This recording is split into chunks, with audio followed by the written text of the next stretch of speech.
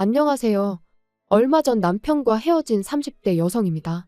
하늘도 무심하단 말을 제가 제 자신한테 써도 되는지 모르겠는데 정말 하늘이 원망스럽습니다. 저 정말이지 양심에 손을 얹고 하루하루 열심히 살았거든요. 그래서 저는 결혼이 신이 저에게 주는 선물 같은 거라고 생각했어요. 너 그동안 고생했다. 이제는 행복해져야지 하는 그런 선물이요. 하지만 선물은 무슨, 지금 제 모습을 보면 답답하고 한숨만 나올 뿐입니다. 제 이야기를 한번 들어보시고 혹시나 제가 너무 지나치다 망상이다 싶으시면 따끔하게 한마디 해주세요. 마지막으로 남편이 저더러 무슨 피해의식이라도 있냐고 해서 그게 큰 상처가 되었는데 제 3자가 보기에도 그렇다면 제 자신을 위해서라도 저도 병원을 가보던지 하려고요. 아무튼 일단 제 이야기를 시작해보겠습니다. 저보다 7살 많은 남편하고는 소개팅으로 만났어요. 저는 회사를 다니는 평범한 직장인이었고 남편은 주점을 운영하고 있었죠. 그리고 이건 좀 쑥스러운 이야기지만 남편과 한 소개팅이 제 인생 첫 소개팅이었어요. 그도 그럴 것이 저희 친정이 형편이 넉넉지 않다 보니 전 고등학교를 졸업하자마자 직장 생활을 시작했거든요. 그리고 중간중간 저한테 호감을 보이던 사람도 몇 명 있었습니다만 그런데 신경 쓸 겨를이 별로 없었네요. 집에 당장 편찮으신 아버지가 계시고 그 아버지를 간호하는 어머니가 계신데 제가 어디다 한눈을 팔 수가 있었겠어요. 그리고 한편으론 자격지심이었는지도 모르겠습니다만 제 상황이 좋지 않다는 걸 남들이 알게 하고 싶지도 않았고요. 아무튼 그러다 결국 아버지께서 제 나이 26살 때 돌아가셨습니다. 그리고 아버지께서 돌아가시면서 보험금이 좀 나왔는데 그걸로 뭐 여기저기 빌렸던 빚들 청산하고 나니까 남는 것도 없대요. 하지만 그래도 솔직히 이후로 한숨 돌리게 되었습니다. 그동안엔 여기저기 밀린 이자 내기에 급급했는데 드디어 조금씩 저축도 할 수 있게 되었으니까요. 그리고 이후로 세월이 흘러 어느덧 제 생활도 안정을 찾아갈 때쯤 그렇게 남편을 소개받은 거예요. 처음 남편을 보고 느꼈던 점을 얘기해보자면 뭐 괜찮아 보였어요. 크게 까다롭게 구는 거 없고 자기 일 열심히 하는. 하지만 무엇보다도 제 마음에 들었던 건 남편이 건강하단 사실이었습니다. 평생 몸이 약한 아버지와 살면서 어머니가 얼마나 고생을 하셨는지 누구보다 제가 잘 알았으니까요. 병간호라는 게 정말이지. 아픈 사람은 병간호해주는 사람한테 아프다고 할 수나 있지 병간호하는 사람은 아픈 사람한테 말 한마디 푸념도 못해요. 그게 그렇더라고요. 그래서 아무튼 남편하고 연애를 시작했는데 사귄 지 7개월 만에 바로 결혼 이야기가 나왔습니다. 남편 말이 자기 나이도 있고 하니까 얼른 결혼해서 애도 낳고 그랬으면 좋겠다고요. 그런데 전 솔직히 자신이 없었어요. 일단 모아둔 돈도 많지 않았고 연애도 처음인 마당에 결혼에 대해선 아예 생각을 해본 적이 없었죠. 하지만 남편은 계속해서 금전적인 부분은 걱정하지 말라며 저는 그냥 몸만 오면 된답니다. 집은 자기 부모님이 해주실 거고 혼수는 자기가 할 거니까 저는 그저 자기 옆에만 있어주면 된다고요. 그렇지만 다들 아시다시피 세상에 공짜가 어딨나요. 그래서 아니라고 그렇게는 못한다고 했어요. 그렇게는 절대 못한다고요. 그리고 나중엔 아예 이별을 각오하고 남편에게 아주 허심탄회하게 제 상황을 털어놓기도 했습니다. 모아놓은 돈도 많이 없고 앞으로도 계속 친정어머니 생활을 도와드려야 한다.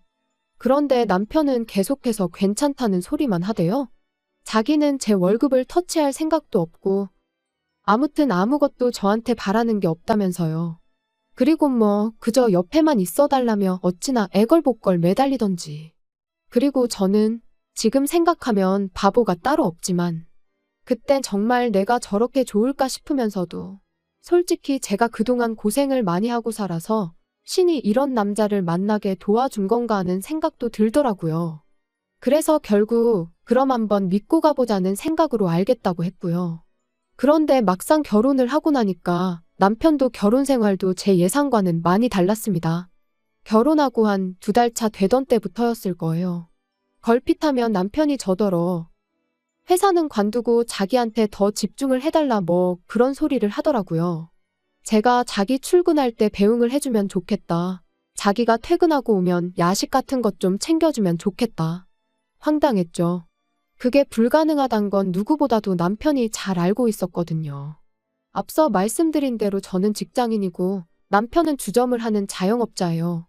그러니 당연히 출퇴근 시간이 달라요. 게다가 남편은 제 회사는 출장과 야근이 원래 많다는 걸 연애 때부터 잘 알고 있었거든요.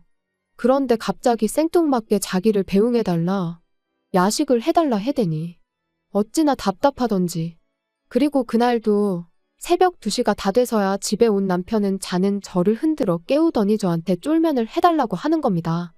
그래서 자다 말고 일어나서 면을 삶고 있는데 순간 저도 너무 서럽고 짜증이 나는 거예요. 그래서 남편한테 정말 이래야겠냐니까 저더러 그거 좀 해주는 게 그렇게 귀찮냐대요. 어이가 없어서 내 입장에서 한번 생각해 보라고 했어요. 6시에 일어나서 출근 준비해야 하는데 지금 시간 좀 보라고. 한두 번도 아니고 매번 이러니 화가 안 나겠냐고요. 그랬더니 남편이 어째선지 순순히 알겠답니다. 그리고 그런 남편의 모습에 뭔가 미심쩍긴 했는데 그래도 한편으론 하긴 자기도 자기가 너무하단 걸 깨달았나 보다 싶기도 했죠. 그래서 그날 저녁 새벽에 짜증낸 게 저도 마음에 걸려서 좋아하는 닭볶음탕이라도 해주려고 장을 봐서 집에 갔는데 어째선지 집도 치워져 있고 아침에 몇 개 나온 설거지거리도 싹 정리가 되어 있는 거예요. 그래서 저는 당연히 남편이 한 줄 알고 전화를 걸었어요. 남편도 새벽에 저를 깨운 게 미안해서 저 집에 오면 좀 쉬라고 치워놓고 나갔구나 싶어서 고맙다고 말하려고요. 그런데 이게 웬걸요. 남편이 하는 말이 어머님이 다녀가셨을 거랍니다. 자기가 제 이야기를 듣고 곰곰이 생각을 해봤더니 제가 참 힘들었을 것 같았대요. 그래서 어머님한테 앞으로 틈틈이 살림 좀 도와달라고 부탁을 드렸다나요. 솔직히 좀 황당했어요. 남편 말만 들으면 저를 위해 그런 것 같지만 그래도 그렇지 아무도 없는 집에 어머님이 오셨다 가셨다는 게. 그리고 그때는 솔직히 뭐라고 말을 해야 하나 싶어서 이러지도 저러지도 못하다가 어영부영 넘어가게 됐네요. 그런데 지금 생각해보면 그때 딱 잘라서 제 의견을 말했어야 했습니다. 이후로 점점 어머님이 오시는 횟수가 늘어났으니까요. 게다가 거기서 끝이 아니라 언젠가부터 어머님이 저를 기다리고 계실 때도 있었죠. 잔소리를 하시려고요. 바깥일도 좋지만 결혼을 했으면 뭐가 우선순위인 줄 알아야 한다던가, 왜 냉장고에 있는 반찬이 며칠째 똑같냐던가, 그리고 그럴 때마다 변명 아닌 변명을 해야 하는 게 한마디로 죽을 맛이대요. 그래서 결국 3달 만에 남편에게 아무래도 이건 아닌 것 같다 했습니다. 어머님이 좋은 뜻으로 오시는 건 알겠지만 솔직히 부담스럽다. 그러니 어머님께 당신이 잘 말씀드려서 앞으로는 날짜와 시간을 정하고 오시게 해달라. 그랬더니 남편은 못마땅한 기색을 내비치긴 했지만 결국 알겠다고 했습니다.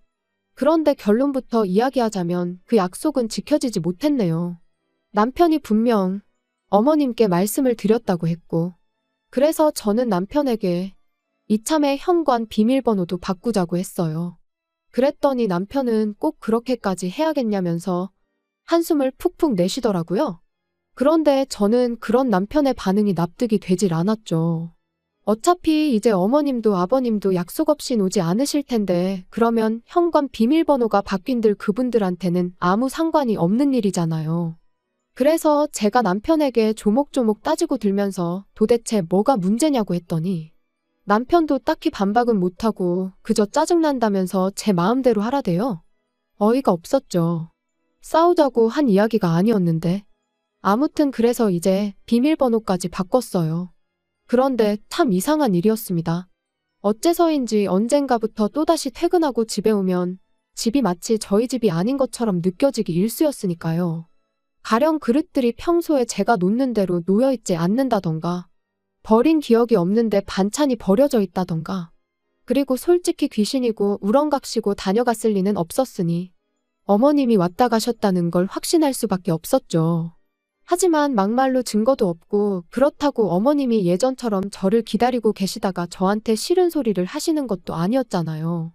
그러니까 이번엔 저도 그냥 알고도 모른 척 아무 말도 안 했어요. 남편한테 티를 내지도 않았고요. 어머님이 최소한 제 사적인 부분, 가령 안방이라던가 아무튼 직접적으로 저를 힘들게 하시는 게 아닌 이상 계속해서 모른 척할 생각이었지요. 그런데 결국 저는 가만히 있을 수가 없게 됐어요. 그날은 모처럼 신우까지 해서 온 가족이 모인 날이었습니다. 그런데 신우가 하고 온 귀걸이가 어째선지 무척이나 낯이 익더라고요. 제가 신혼여행지에서 샀던 귀걸이랑 똑같은 디자인이었으니까요. 그래서 남편한테 귓속말로 아가씨 하고 있는 귀걸이 좀 보라고 내 거랑 똑같아 보인다고 물었습니다. 그랬더니 남편도 맞다며 신기하다면서 분명히 살 때 하나밖에 없는 디자인이라고 해서 샀던 건데 어떻게 쟤도 하고 있냐대요. 그래서 제가 그때만 해도 정말 별뜻 없이 신우더러 그 귀걸이를 어디서 샀냐고 물었습니다. 그랬더니 어머님이 주셨다나요? 그리고 그때 안방에서 어머님이 나오시길래 어머님은 저 귀걸이를 어디서 사셨냐고 물었더니 어머님이 순간 깜짝 놀라시면서 신우더러 너는 그걸 왜 하고 왔냐고 짜증을 내시는 거예요. 그러니까 신우는 영문을 모르겠다는 듯 황당해했지요. 그리고 저는 그런 두 사람의 반응에 어째서인지 쎄한 기분이 들어 집에 돌아오자마자 제 귀걸이가 잘 있는지부터 확인을 했는데 어이없게도 상자가 텅 비어 있었어요. 그리고 그제서야 이것저것 눈에 들어오는 게 가을에 하려던 스카프도 안 보이고 뜯지도 않았던 향수도 안 보이고 큼직한 가방 같은 거 말고 작은 소품이나 화장품들이 몇 개 없어졌다는 걸 알게 된 거죠. 하지만 딱히 증거는 또 없어서 다른 건 말 안 하고 남편한테 귀걸이 얘기만 했어요. 내 귀걸이가 없어졌다고요? 그랬더니 남편이 그게 무슨 소리냐더니 이내 저더러 지금 혹시 무슨 생각을 하는 거냐고 우리 엄마가 가져가기라도 했다는 거냐고 그러는 거예요. 그래서 솔직히 요즘 어머님이 계속 나 몰래 집에 오셨던 거 안다고 했습니다. 그리고 남편더러 혹시 당신도 알고 있었냐 물었죠. 그랬더니 남편이 그게 무슨 소리냐면서 더 크게 목소리를 높였는데 저희 남편이 원래 당황할수록 목소리가 커지거든요. 그래서 이 인간이 지금 거짓말을 하고 있구나. 어머님이 드나들고 계신 걸 알고 있었구나 싶대요. 하지만 정말 저한테 무슨 증거라도 있는 것도 아니고 그래서 몰랐으면 됐다 하고는 더는 가타부타 말을 안 했어요. 범인은 현장에 반드시 다시 나타난다는 말처럼 저도 어머님이 다시 오실 거란 확신이 있었으니까요.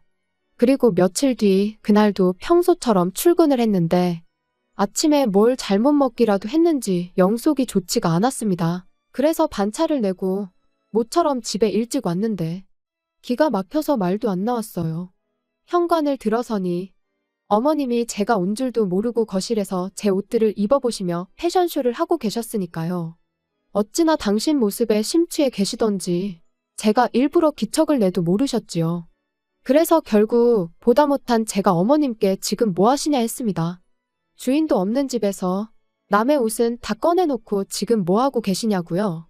그랬더니 어머님이 얼굴이 정말 새빨개지셔서는 저더러 지금 무슨 소리를 하는 거냐며 대뜸 이 옷도 저 옷도 다 내 아들이 벌어다 준 돈으로 산 거지 않냐. 그러니 내가 좀 입어볼 수도 있지 그러시대요. 그래서 제가 꼭 그런 것만도 아니라고 저희 맞벌이 하는 거 아시잖아요 했어요. 그랬더니 그거 돈 몇 푼 번다고 유세냐면서 그럼 이 집은 누구 집이냐고 소리를 지르시더니 당신하고 아버님이 죽어라 벌어서 산 집인데 네가 뭔데 와라 마라 하냐. 그리고 니네 싸가지가 있네 없네 고마운 줄을 모르네. 말 그대로 막말을 퍼붓기 시작하시대요. 할 말이 없었습니다. 어머님 말씀대로 두 분 돈으로 산 집이 맞으니 제가 따로 할 말이 없었고 그렇지만 그렇다고 하더라도 어머님의 말씀은 너무 지나치셨기에 말을 하고 싶지가 않았달까요. 그런데 어머님은 제가 말이 없으니 더 약이 오르셨는지 더 큰 목소리로 소리를 지르기 시작하셨습니다. 너는 해온 건 없으면서 가진 건 많기도 하더라. 맨몸뚱아리로 시집와서 조신하게 지 남편 뒷바라지나 하지. 이런 식으로 돈을 빼돌린다 어쩐다. 솔직히 듣는 내내 어이가 없는 건 물론이고 모욕스럽기까지 하대요. 이렇게 무시당할까봐 안 한다고 한 결혼이었는데 자기가 다 책임진다더니 지키지도 못할 약속을 내뱉은 남편이 원망스럽기도 했고요. 그리고 그때 어째서인지 남편이 집에 왔습니다. 그런데 남편도 비어있어야 할 집에 저는 물론이고 어머님까지 계시니 당황한 눈치더라고요. 게다가 거실 바닥은 온통 제 옷들로 난장판이었으니 이게 다 무슨 일이냐고 묻대요. 그래서 제가 남편더러 궁금하면 어머님한테 한번 물어보라 했습니다. 그리고는 왜 지키지도 못할 약속을 해서는 사람을 이렇게 비참하게 만드냐고 한마디 하곤 헤어지자고 했네요. 어머님이 나한테 사과를 하실 분도 아니고 설령 사과를 하신다고 해도 오늘 같은 일이 또 없으리란 보장도 없지 않냐면서요. 그랬더니 어머님은 더더욱 목소리를 높이시며 네가 뭔데 헤어지고 말고를 정하냐며 그런 건 어머님 아들이 정할 일이랍니다. 가진 거라곤 쥐뿔도 없으면서 네가 뭐라고 결정을 하느냐고요.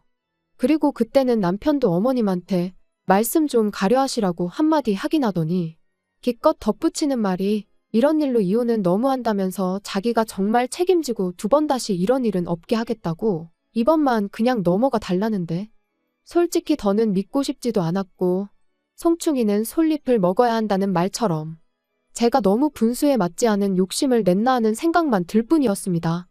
그래서 남편더러 그럴 거 없다 내 마음은 정해졌다 했어요.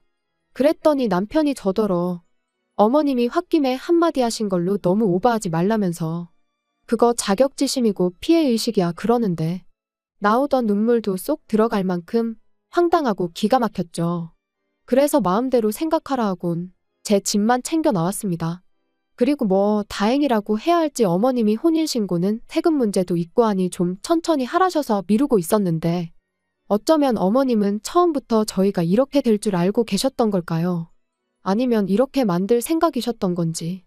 아무튼 잘 됐죠 뭐. 머리 아프게 따지고 그럴 필요도 없었으니까요. 하지만 남편은 무슨 미련이라도 남았는지 지금도 계속 연락이 옵니다. 어머님도 반성 많이 하고 계신다면서 저만 돌아오면 된다면서요. 하지만 제가 한 번 속지 두 번 속을 순 없죠. 그리고 정말이지 세상에 공짜는 없다는 걸 몸소 배웠는걸요. 좁은 방 한 칸에서 친정어머니와 부대끼며 살더라도 제 능력껏 사는 지금이 좋습니다. 후회 안 해요.